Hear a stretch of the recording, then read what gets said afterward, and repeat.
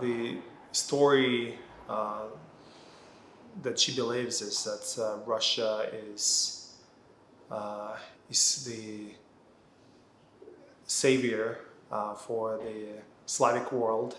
This is Andrei Nokrin.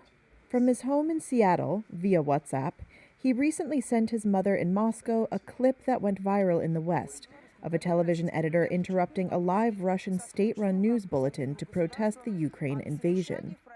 I've done it to try to help her to see the other side and to just maybe have her own thoughts on the events that are happening, not just the propaganda she might be getting from the TV.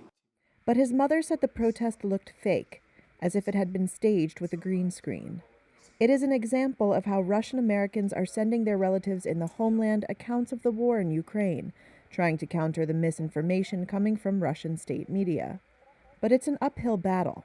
Reuters interviews with 11 Russian Americans suggest that, as with the case of Nokrin's mother, support for Russia and belief that it's doing the right thing runs deep. That Putin's special military operation is helping the Russians to fight off Ukrainian nationalists that are a threat to the Russian population there. So she really thinks they are on a mission to help. State TV, the main source of news for many millions of Russians, closely follows the Kremlin line that Russia was forced to act in Ukraine to demilitarize and denazify the country. Definitely sure that she's getting her information from the state-run TV. That television forms her opinion.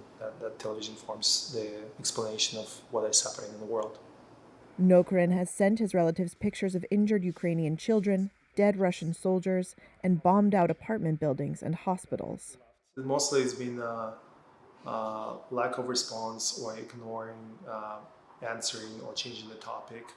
But from my conversation with her, or even some messages, she has a different opinion. Russian state TV did not respond to a Reuters request for comment. The Kremlin declined to comment. Russia cracked down on the press last month, passing a law that bans what it calls the, quote, public dissemination of deliberately false information, making dissent in Russia even more dangerous. Offenders face up to 15 years in jail, leaving it up to Russians abroad like Andrei Nokrin to try to give relatives a real picture of Russia's war raging next door and the suffering it's caused.